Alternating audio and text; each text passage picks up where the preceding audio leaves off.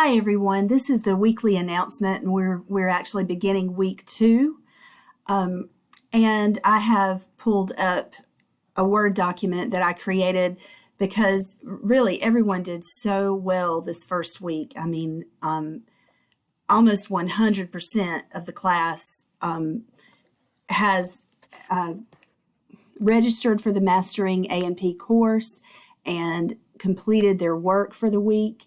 And the only student who hadn't had at least contacted me over the weekend and let me know, that they had just had to get the materials. So, we had like almost 100% success rate on the first week, and your grades were really good on your first quiz. So I did notice the results of the quiz will let me know areas where people are missing questions and things like that. I think for the most part, you guys found this to be pretty easy information to understand, but I do want to go over directional terms with you. It seems like there was, that these were mostly the ones that students were missing. So let's start with the terms anterior and posterior. So a lot of times we just think of those as front and back, but it's important that you use the anatomical terms, the correct anatomical terminology, because everybody's not going to know what you mean by front and back, as well as they will if you say anterior and posterior. But the anterior view is what we're looking at right now. But if I wanted to talk about structures that are anterior and structures that are posterior, so the kneecap is anterior to the back of the knee. And if we use the correct terminology, the kneecap is in the patellar region. So the patellar region is anterior to the popliteal region, which is posterior.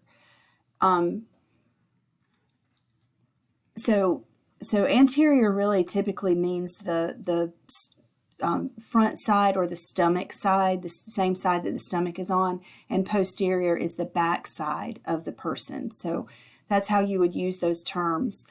The palm is anterior and the back of the hand is posterior. So those are examples. Let's see. We could also look at things like, the ears versus the nose. The nose is anterior to the ears because it's closer to the front of the body or the anterior surface of the body than the ears are. The ears would be posterior to the nose.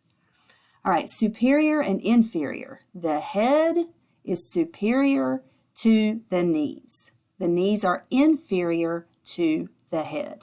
That's how you would use those terms. Superior is towards the top or the head, and inferior is towards the feet or the bottom. Medial and lateral. Medial means closer to the midline of the body, and lateral means closer to the sides of the body. And you're going to see these terms a lot when we name structures, when we learn the names of different muscles and different structures on bones and, just tendons and ligaments and that kind of thing tend to use those terms a lot. So you do need to understand. So medial means closer to the midline and lateral means closer to the sides. The navel compared to the arm. Okay, so the arm is lateral to the navel. The navel is medial to the arm. If we look at the fingers, well, that's not a good example. Let's see.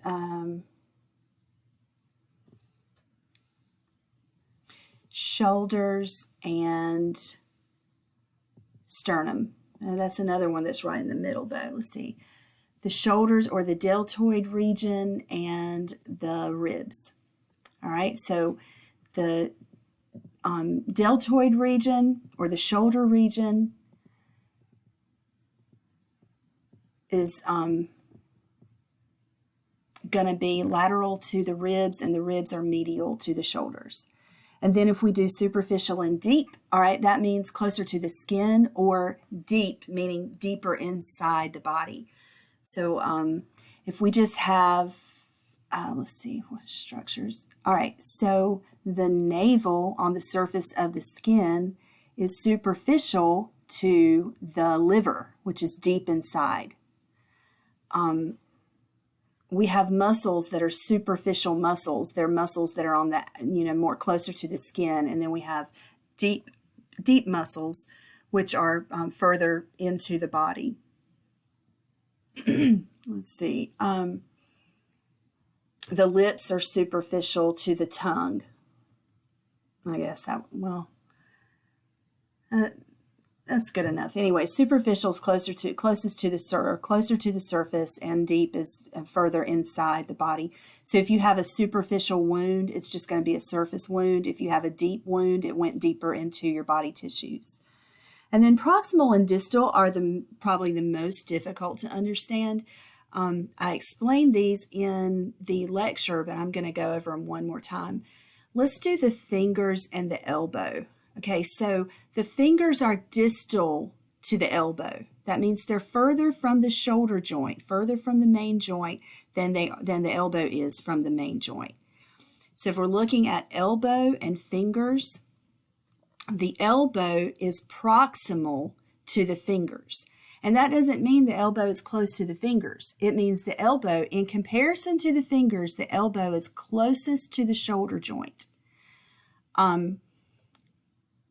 If we look at closest to the hip joint, the knee is proximal to the feet. The feet are distal to the knee.